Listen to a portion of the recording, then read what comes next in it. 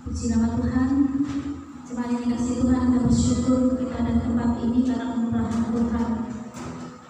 Mari kita katakan kepadanya, Yesus, puji nama Kau.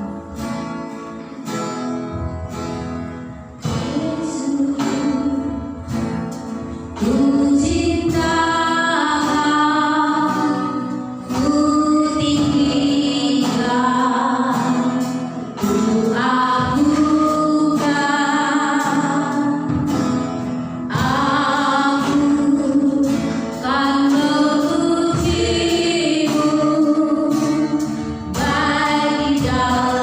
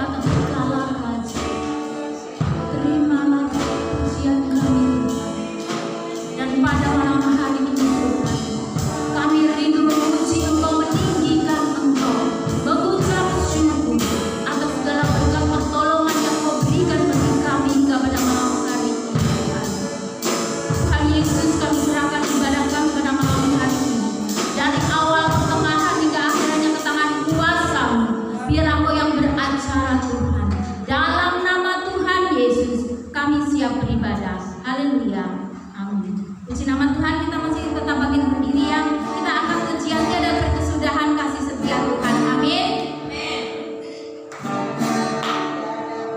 Tiada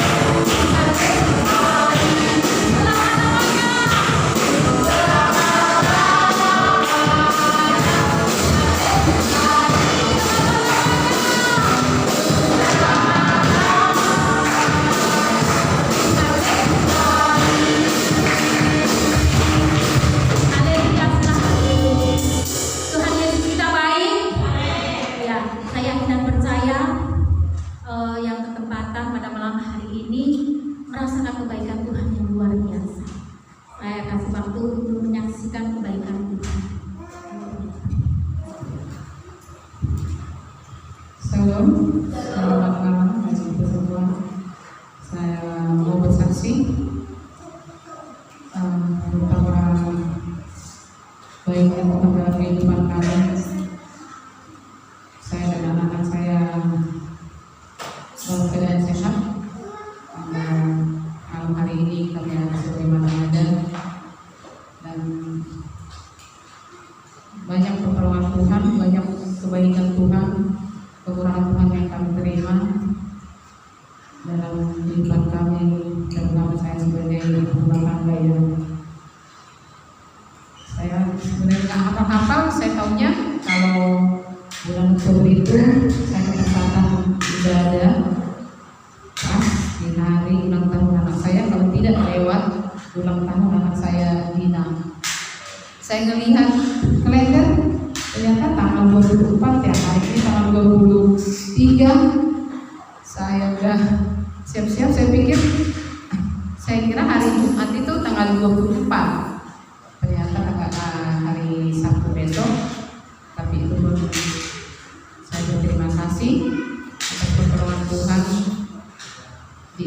anak saya di besok hari dalam 27 tahun yang udah cukup dewasa sebenarnya.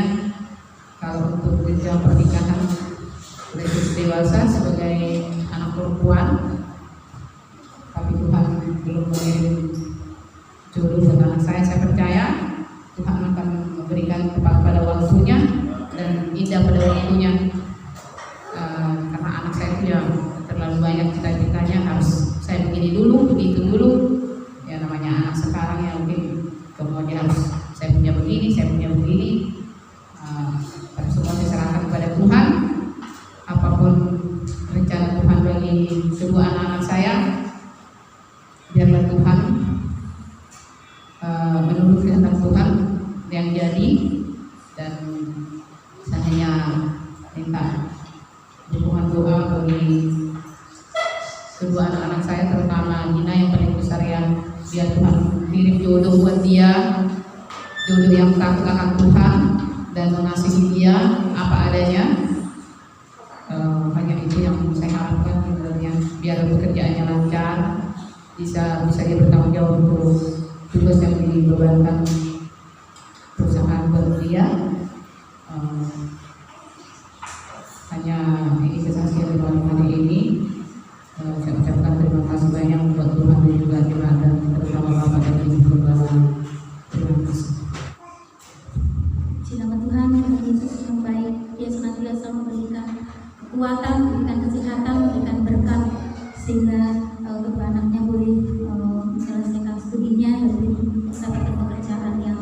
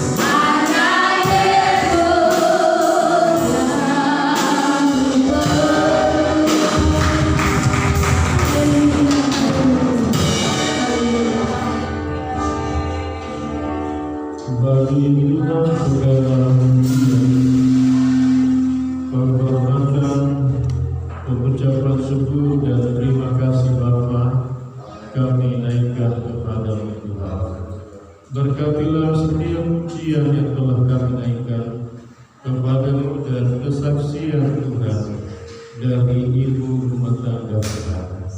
Tiba saatnya kami menerima firman-Mu. Urapi hamba-Mu, urapi firman-Mu, urapi seluruh jemaat-Mu, dan berkatilah kami dengan firman-Mu.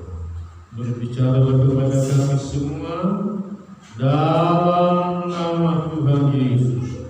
Kami terima firman-Mu. Haleluya, haleluya. Amin. Puji Tuhan, silakan kembali duduk. Tentunya kita bersyukur setelah sepanjang hari saudara bekerja melakukan tugas masing-masing, dan kembali malam ini kita puji Tuhan. Dan puji Tuhan, kita tentunya mengucapkan selamat ulang tahun besok ya buat saudari Dina yang ke berapa tadi Mama Dina? 20 berapa? 27 ya? Oh 27. Tuhan berkati, Tuhan tolong ya supaya segera Tuhan kasih jodoh yang baik kepada kalian. Puji Tuhan, kita segera membuka kita baca dari kitab Wahyu pasal yang ke-1. Kita akan membahas malam ini sampai ayat yang ke-19 ya.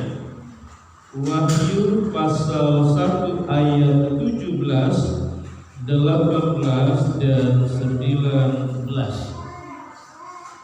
Mari kalau kita sudah dapat, kita bangkit berdiri menghormati pembacaan firman Allah ini. Wahyu pasal 1 ayat 17 sampai 19. Kita baca bersama-sama dengan perlahan-lahan. 2, 3. Ketika aku melihat Dia, tersungkurlah aku di depan kakinya, sama seperti orang yang mati. Tetapi Ia meletakkan tangan kanannya di atasku, lalu berkata, jangan takut, aku adalah yang awal dan yang akhir, dan yang hidup. Aku telah mati, namun lihatlah, aku hidup, dan aku selamanya, dan aku melakukan kunci maut dan kerajaan maut. Karena itu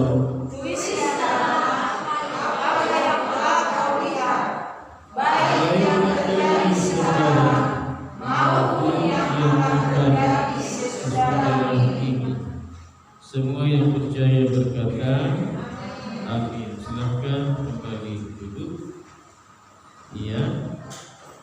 Ayat yang ke-19 berkata, ketika kata aku di situ adalah menunjuk kepada pribadi Rasul Yohanes. Jadi ketika Rasul Yohanes dikatakan melihat Dia atau Yesus Kristus, yang dijelaskan dalam ayat-ayat sebelumnya mulai dari kepalanya, rambutnya, jubahnya, sampai kepada matanya dan suaranya yang seperti sinar matahari, dan suaranya seperti desau air bah.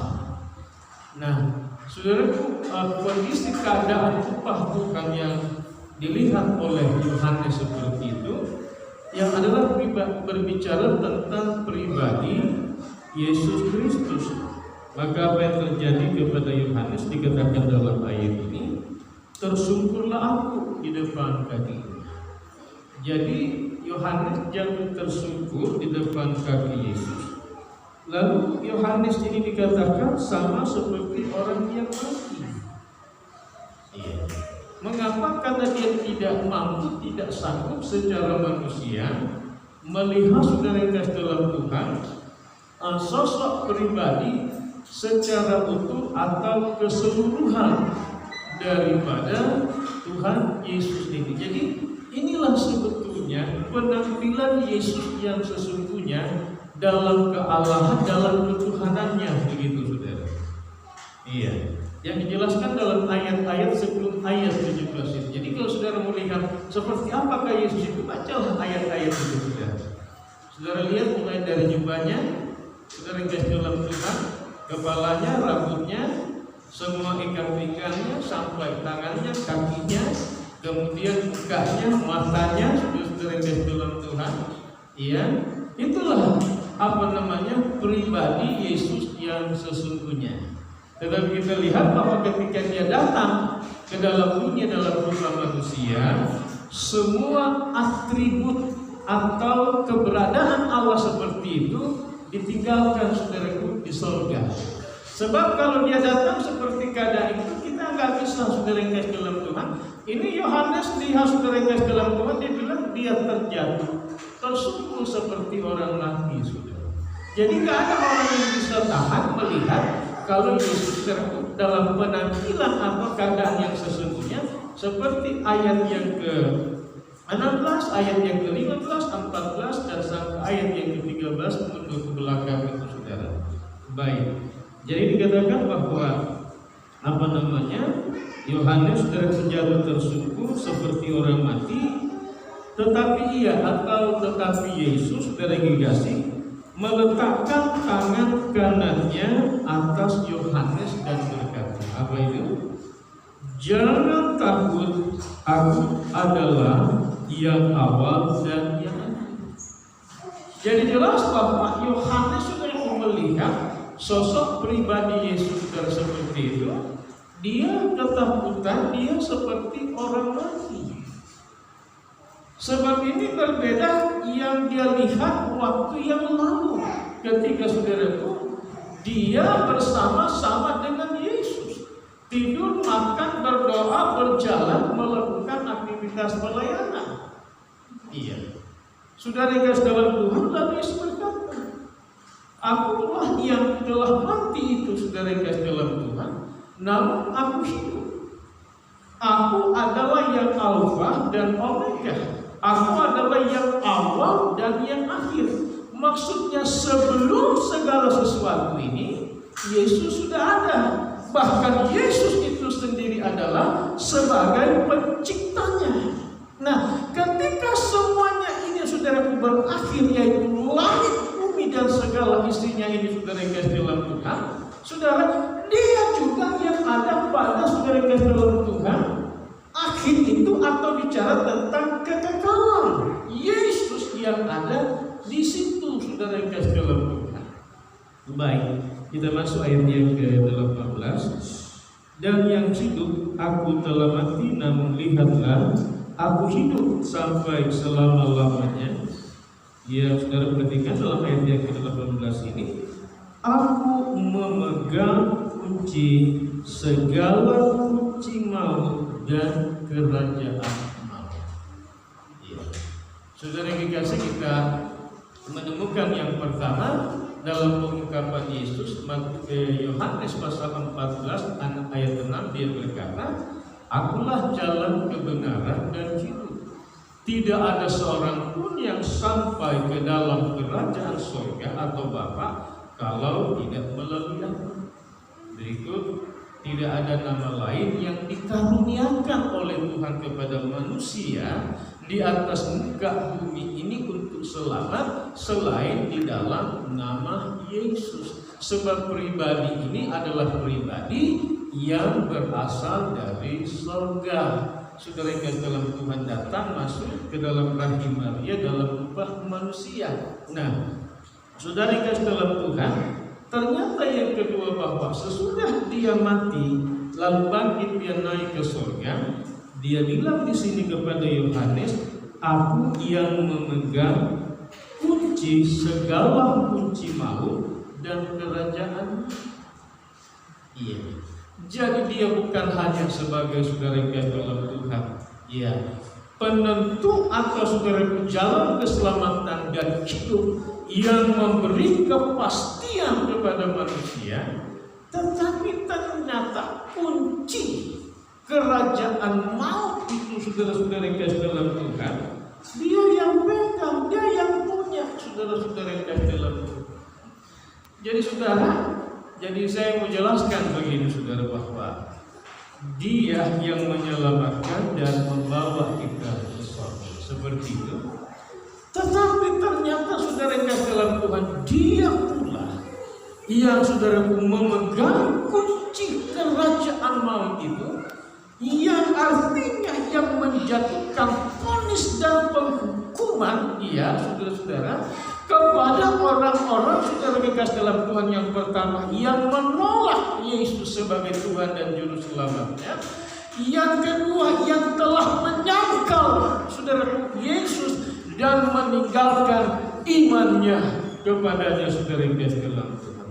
Jadi ternyata Yesus adalah penentu saudara kekasih tentang segala sesuatu untuk hidup yang kekal di dalam kerajaan surga. Bagi orang yang percaya kepadanya dan setia kepada akhirnya, ternyata Dia juga penentu saudara kasih dalam Tuhan, penghukuman dan penghakiman, dan pada Dia pula saudara kasih dalam Tuhan, pemegang kunci kerajaan maut itu saudara kasih. Jadi Dia adalah pemegang kedua hal ini saudara. Kunci kerajaan surga Dia yang punya, yaitu saudara membawa dan menempatkan orang-orang yang percaya kepadanya. Tapi ingat bahwa Dia juga pemegang kunci kerajaan maut yang akan menghukum semua manusia saudara yang kasih dalam Tuhan, yang memang harus masuk di sana. Karena saya bilang tadi, menolak Yesus dan yang menyangkal Yesus saudara-saudara yang kasih dalam Tuhan. Di sini saudara dapatkan akhirnya saudara yang kasih dalam Tuhan, bahwa inilah Yesus saudara, inilah Tuhan saudara yang dikasih dalam Tuhan. Dia penentu surga, Dia yang punya semua surga, tetapi Dia juga yang menentukan seperti apa manusia yang akan dihukum di dalam neraka atau kerajaan maut itu saudara. Kenapa? Dia pegang kuncinya saudara-saudara yang dikasih dalam Tuhan. Baik, kita masuk dalam ayat saudara yang kasih dalam Tuhan yang berikut 19, ya. Karena itu tuliskanlah apa yang telah kau lihat.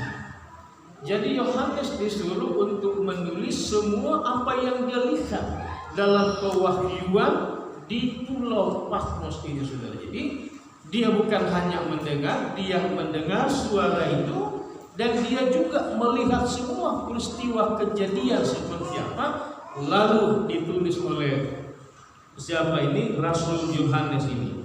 Yaitu yang bagaimana? Baik yang terjadi sekarang ini. Maksudnya baik yang terjadi ketika saudara kekasih Tuhan memberi wahyu ini kepada Yohanes murid Yesus saudara. Iya. Kemudian saudara akan terjadi ke depan saudara-saudara kekasih dalam Tuhan. Iya. Jadi saudara kekasih dalam Tuhan, wahyu ini adalah bicara tentang apa yang terjadi pada waktu menerima wahyu, sedang akan terjadi, dan yang akan terjadi ke depan begitu. Sampai apa itu saudara? Kita lihat wahyu ini sampai langit dan bumi yang baru atau kerajaan surga dan kekekalan dan berakhirnya segala sesuatu. Saudara yang kasih dalam Tuhan. Iya. Kemudian saudara kita akan masuk, saudara yang kasih, tapi nanti itu akan masuk dalam bahasan wahyu pasal yang kedua. Tapi kita mulai masuk saudara kepada bagian itu karena ini berkaitan dengan pesan-pesan saudara untuk dimengerti. Iya.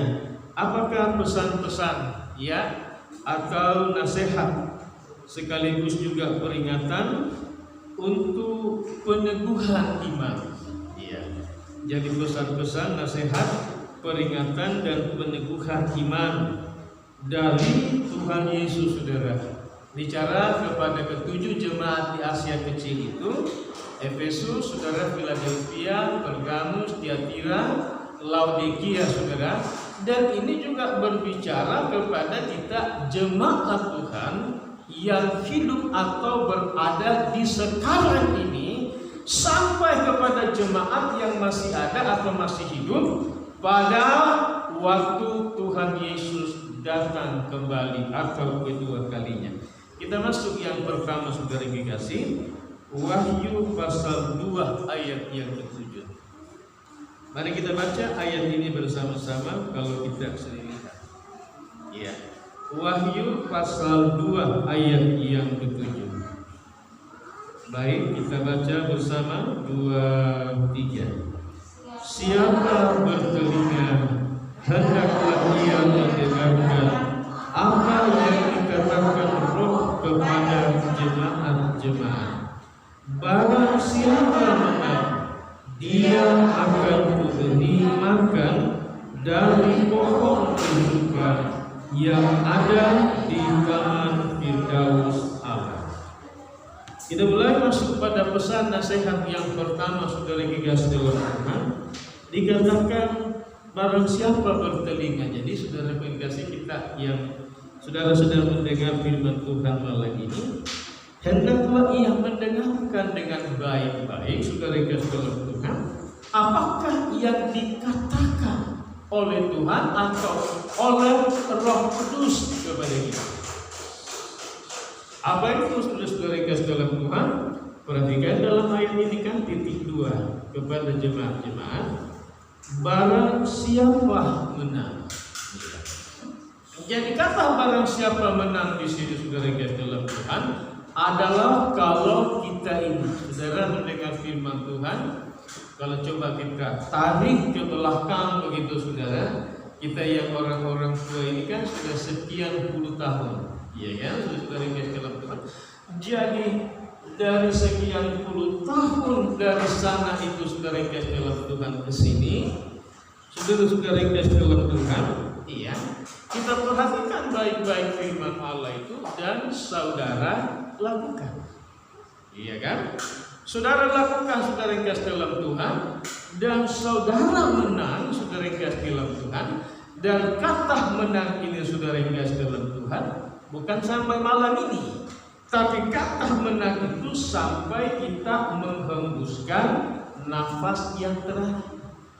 Pada waktu saudara menghembuskan nafas saudara yang terakhir, tetap saudara kekasih dalam Tuhan adalah terarah kepada pribadi yang empunya kerajaan surga itu dan yang memegang kunci kerajaan maut atau neraka itu, saudara yang dikasih dalam Tuhan. Iya, saudara yang dikasih dalam Tuhan, ketika Tuhan surga membuat keputusan, saudara, saya tidak menunjuk kepada saudara. Mohon maaf, saudara yang dikasih dalam Tuhan. Kita bicara saja, saudara kasih dalam Tuhan, minta maaf Mama Tian. Pada waktu Tuhan memutuskan Papa Tian, saudara-saudara kasih dalam Tuhan, iya, maka Dia mengirim malaikatnya, saudara. Ya kan begitu di dalam Lukas pasal 16 itu, ketika Lazarus itu meninggal, Tuhan perintahkan malaikat, lalu malaikat itu membawa saudaraku Lazarus ini ke pangkuan Bapak Abraham. Iya. Kenapa? Dia setia sampai, saudaraku, terakhir atas keputusan surga. Nah, saudara yang dikasihi dalam Tuhan, menang. Saudara perhatikan dari belakang waktu tadi berjalan sampai hari ini. Saudara akan berjalan hidup tanpa masalah.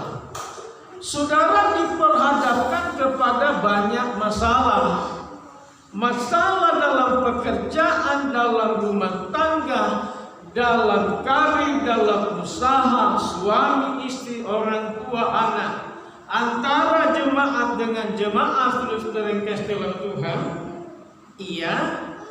Bahkan saudara-saudara yang kasih dalam Tuhan, iya, ada berbagai macam hal upaya, saudara-saudara yang kasih. Semuanya itu untuk mau menggiring saudara, melepaskan kepercayaan, keyakinan iman saudara kepada Tuhan. Perhatikan itu baik-baik, saudara yang kasih. Iya. Nah, saudara yang dikasih dalam Tuhan, katakanlah sekarang ini kita berada pada posisi sekarang ini, saudara yang dikasih dalam Tuhan. Kita tidak tahu berapa lamakah kita akan diberi oleh Tuhan waktu hidup, saudara. Iya. sampai menerima SK surga. Keputusan dari Tuhan untuk saya, saudara yang dalam Tuhan. Iya. Untuk kita berakhir pada tahun, tanggal, bulan berapa, saudara-saudara? Nah, kalau saudara setia terus sampai kepada akhir hidup, keputusan surga, saudara yang dalam Tuhan, dan saudara tetap berada mengarahkan hidup iman saudara sepenuhnya kepada Kristus, itu namanya menang. Nah, Tuhan bilang di sini, barang siapa yang menang, apa katanya saudara? Dia akan kuberi makan dari pohon kehidupan yang ada di Taman Firdaus Allah. Saudara itu orang yang menang. Menang atas apa?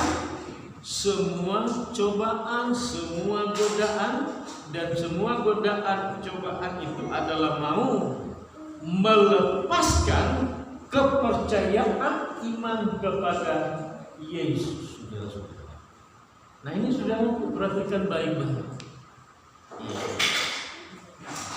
Jangan saudara menjadikan, saya mulai bicara dari dalam rumah tangga atau keluarga, saudara. Antara saudara sebagai suami istri dan antara kita orang tua dan anak. Ini kan berpotensi sebagai suami berbuat saudara kesalahan, atau juga istri, atau anak-anak, atau orang tua. Saya bicara dalam lingkup ini dulu, saudara kasih. Saudara hati-hati di sini, saudara. Jangan menjadikan kesalahan suamimu, kesalahan istrimu, anakmu atau orang tuamu menjadi masalah. Kenapa saya bilang menjadikan masalah? Karena ini berpotensi, saudara-saudara yang kasih dalam Tuhan, membuat saudara yang kasih dalam Tuhan menyangkal kepada Kristus. Perhatikan itu baik-baik. Karena iblis akan menggiring saudara yang kasih dalam Tuhan untuk mempermasalahkan apakah itu kesalahan, apakah itu kekurangan, apakah itu kelemahan, apakah itu dosa, apakah itu kejahatan, apakah itu pelanggaran yang dilakukan saudara. Saudara bisa jadi murtad di situ, saudara yang kasih dalam Tuhan. Iya. Sebab itu ketika kita belajar tentang buah-buah Roh Kudus itu, saudara yang kasih dalam Tuhan, dari sekian itu salah satunya adalah kasih itu menutupi segala sesuatu. Maksudnya apa di situ? Dosa dan kejahatan. Jadi saudara jangan membahas atau mempersoalkan itu, saudara yang kasih dalam Tuhan, karena ini sebenarnya sedang mempengaruhi dan menggiring saudara untuk gagal sebagai orang pemenang, saudara. Itu dalam bicara dalam keluarga. Sekarang kita saudaraku tambah kepada saudara yang kasih dalam Tuhan, saudara-saudara punya saudara. Maksud saya kalau saudara kakak beradik begitu maksud saya, atau famili dan seterusnya. Baik. Berikut saudara kasih dalam Tuhan dalam berjemaat, dalam bergereja begini saudara. Antara saudara dengan yang lain, saudara-saudara, mencakup keseluruhan saudara kasih dalam Tuhan. Termasuk juga kepada kami sebagai hamba Tuhan atau gembala, saudara kasih. Nah, ini bisa juga saudara kasih dalam Tuhan, hamba Tuhan, saudara kasih dalam Tuhan. Saya bisa jelaskan sampai kepada tingkat ini supaya wawasan pemikiran saudara yang kasih dalam Tuhan untuk meraih kemenangan itu, saudara yang kasih dalam Tuhan, jangan terpengaruh saudara yang kasih dalam Tuhan. Ya, jangan terpengaruh apa yang saudara lihat terjadi, saudara-saudara yang kasih dalam Tuhan. Karena semuanya itu adalah menggagalkan saudara, melemahkan iman saudara yang kasih dalam Tuhan untuk saudara yang kasih menyangkal Tuhan. Saudara tidak sadar bahwa saudara sedang masuk dalam kegagalan, saudara yang kasih dalam Tuhan, dan tidak sampai kepada saudara yang kasih dalam Tuhan akhir sebagai orang yang benar. Jadi saya mengarahkan begini, saudara yang kasih dalam Tuhan, ya, seperti pada bagian-bagian lalu penjelasan saya. Yang pertama, mari kita mengarahkan hidup kita kepada Kristus. Karena Kristus Yesus itu yang sempurna, yang tidak ada kekurangan, tidak ada kelemahan, tidak ada sama sekali kesalahan atau dosa. Yang kedua, saudara yang kasih dalam Tuhan, kalau saudara dalam seperti itu, saudara yang kasih, sangat tidak mungkin atau mustahil saudara gagal.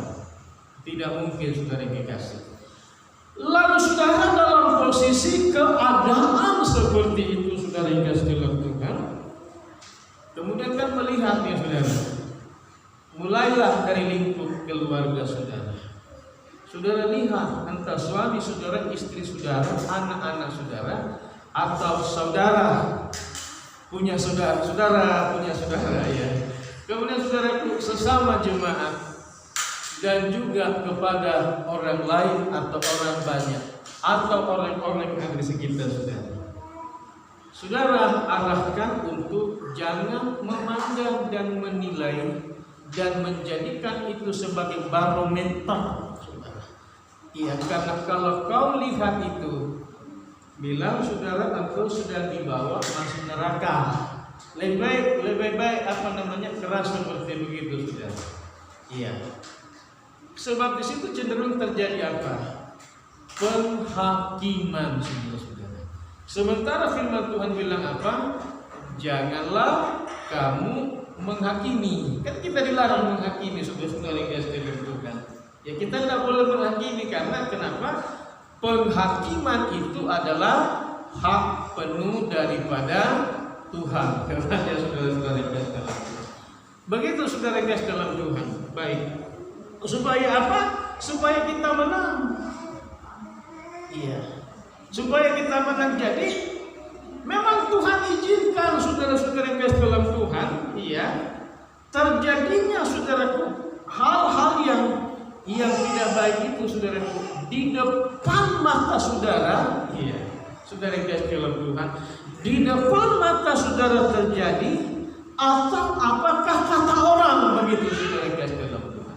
Perhatikan itu baik-baik saudara.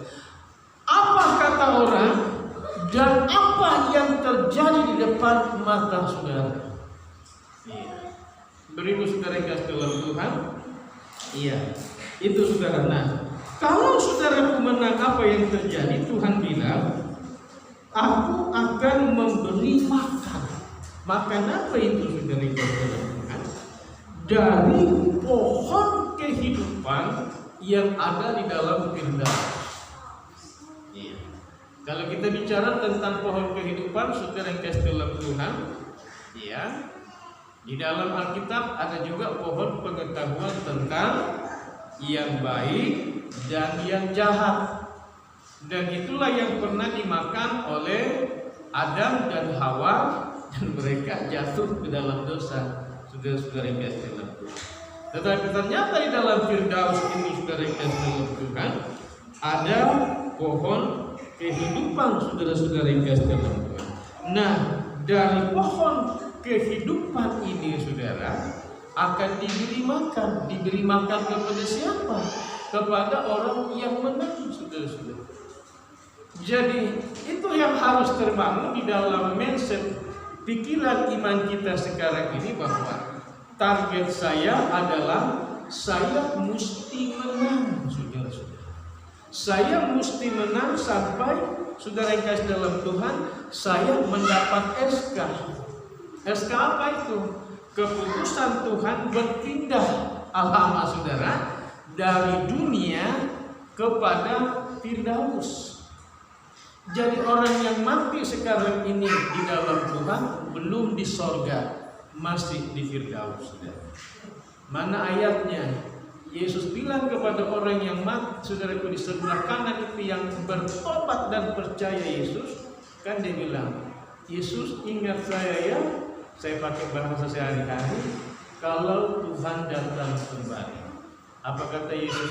Hari ini juga engkau bersama-sama dengan aku di Firdaus.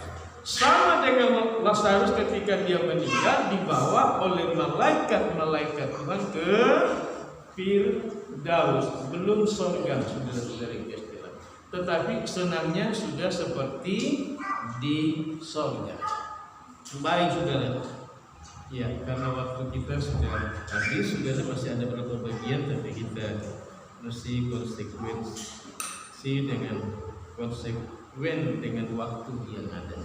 Mari kita tundukkan kepala. Terima kasih Bapa buat firman malam ini yang kami dengar Tuhan dalam waktu yang sangat terbatas.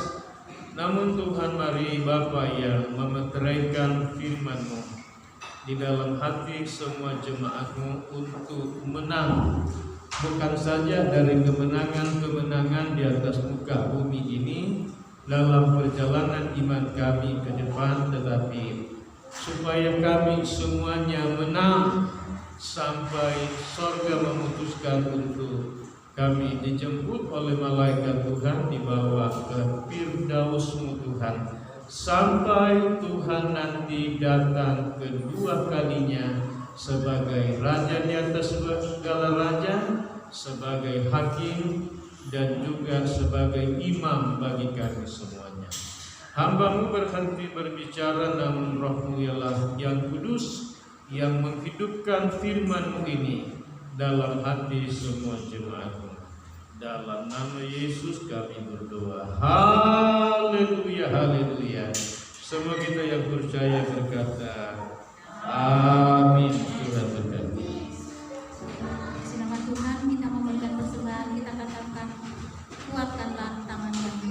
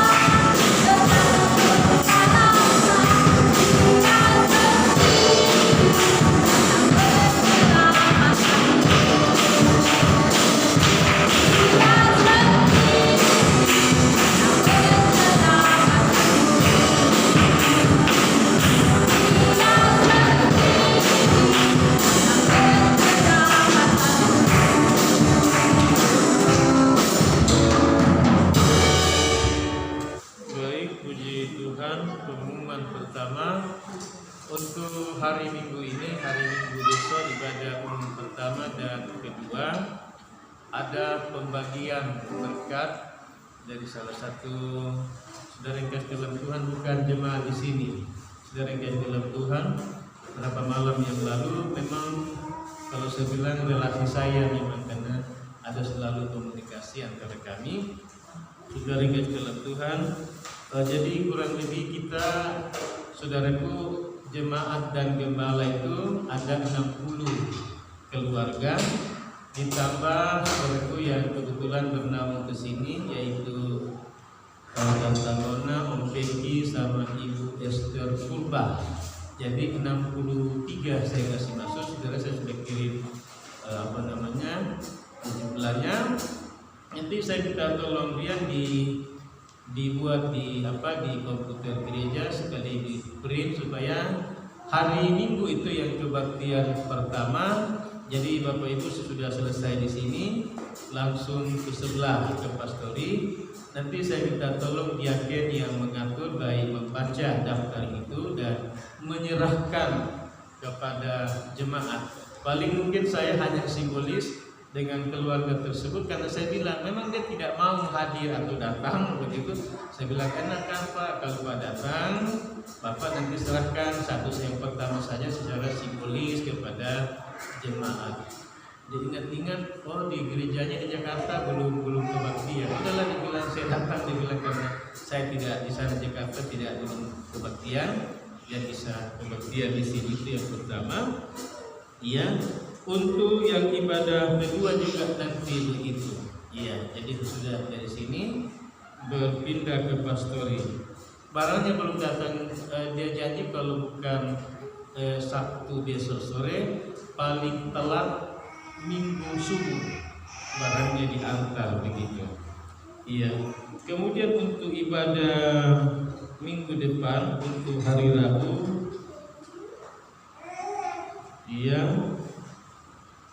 yaitu di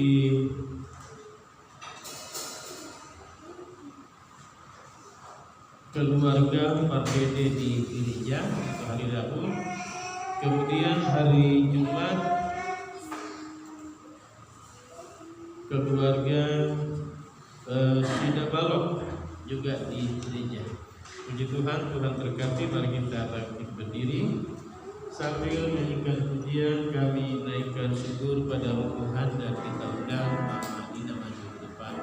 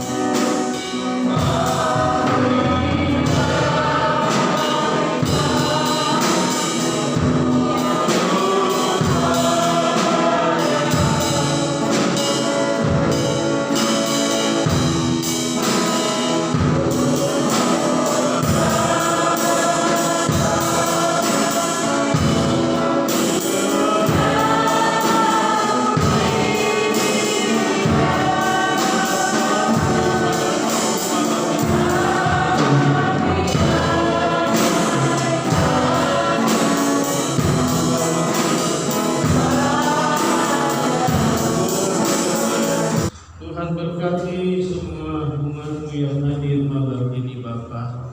Berkati bapak-bapak rumah tangga, ibu-ibu rumah tangga, orang-orang muda dalam semua pekerjaan, tugas dan usaha karir mereka. Anak-anak kami pun dalam pendidikan sekolah, Bapa yang memberkati, melindungi, memelihara semuanya ya Bapa. Bapa, terima kasih. Saatnya umatmu akan pulang ke rumah. Tuhan menyertai mereka. Berkatilah semua persembahan, baik yang pertama, kedua, ketiga, yang diberikan oleh umatmu malam ini. Tuhan yang menilai dan memberkati dari sorga tempat Tuhan yang maha tinggi. Dalam nama Tuhan Yesus kami berdoa dan mengucap syukur. Jemaat Tuhan yang dikasihi oleh Tuhan, marilah kita semuanya mengarahkan segenap hati kepada Tuhan dan terimalah segala rahmat berkat daripada Allah Bapa, kasih karunia, cinta kasih sayang Tuhan Yesus Kristus, serta kekuatan baru, penghiburan, damai sejahtera, sukacita daripada Allah Roh Kudus. Tuhan Yesus memberkati dan melindungi seluruh jemaat Tuhan.